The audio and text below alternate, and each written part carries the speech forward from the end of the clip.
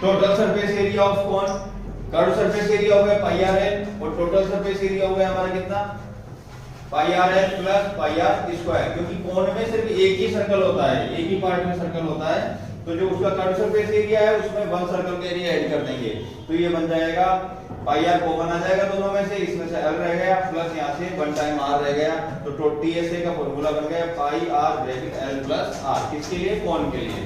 और 10 है volume of cone, कोन का अगर वॉल्यूम फाइंड करना है, वॉल्यूम कोन जैसे शेप में अगर हमको कुछ भरना है उसमें, तो क्या बन जाएगा 1/3 pi r square h, 1/3 pi r square h, ये उसका वॉल्यूम फाइंड करने का फॉर्मूला हो जाएगा। एच क्या होगी, सीधी हाइट उसकी, आर रेडियस होगा, पाई हमको पता ही है 22/7 या 3.14। 11 नंबर पर आता है आपका स्लैंट हाइट ऑफ कोन, जिसको एल राइट करते हैं हम। ये जो स्लैंट हाइट थी एल, कभी-कभी ये भी फाइंड करने के लिए कहा जाता है, तो इसके लिए जो फॉर्मूला होता है L equal root H square plus R square. H क्या होता है इसका, सीधा हाइट होता है, स्ट्रेट हाइट, और आर होता है उसका रेडियस। 12 नंबर पर है surface area of sphere. Sphere क्या होता है बेटा, गोला बोलते हैं हिंदी में जिसको, गोला, जैसे ये शेप हमने बना के रखा है स्फीयर का, अगर इसका टोटल सरफेस एरिया ही होता है, इसमें का सरफेस एरिया ही होता है, टोटल वर्कआउट एक ही होता है, तो इसका अगर सरफेस एरिया फाइंड करना है हमको, तो फॉर्मूला होता है 4 पाई आर स्क्वायर, सर्कल के एरिया को 4 से मल्टीप्लाई करके 4 पाई आर स्क्वायर।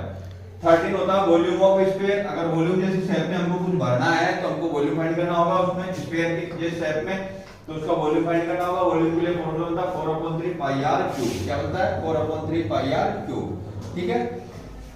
तो नेक्स्ट देखिए, वॉल्यूम ऑफ स्फीयर हो गया, अब है curve surface area of hemisphere. Curve surface area of hemisphere क्या होता है, 2 पाई आर स्क्वायर। हेमिस्फीयर का शेप मैंने यहाँ पे बनाया है, जो होता है हमारे बिल्कुल कटोरे नुमा बोल सकते हो आप, या गोल होता है, गोल का आधा कटा हुआ भाग होता है, वो हेमिस्फीयर शेप में होता है। अगर इसका हमको curve surface area, curve surface area नीचे वाला पार्ट अगर फाइंड करना है, तो यूज होगा 2 पाई आर स्क्वायर। और अगर मान लो टोटल सरफेस एरिया फाइंड करना हेमिस्फीयर के लिए, total surface area of hemisphere, तो इसमें एक पार्ट होता है वो सर्कल शेप में होता है, तो कर्व सरफेस एरिया में एक सर्कल का एरिया और ऐड हो जाता है, और 3 पाई आर स्क्वायर बन जाता है।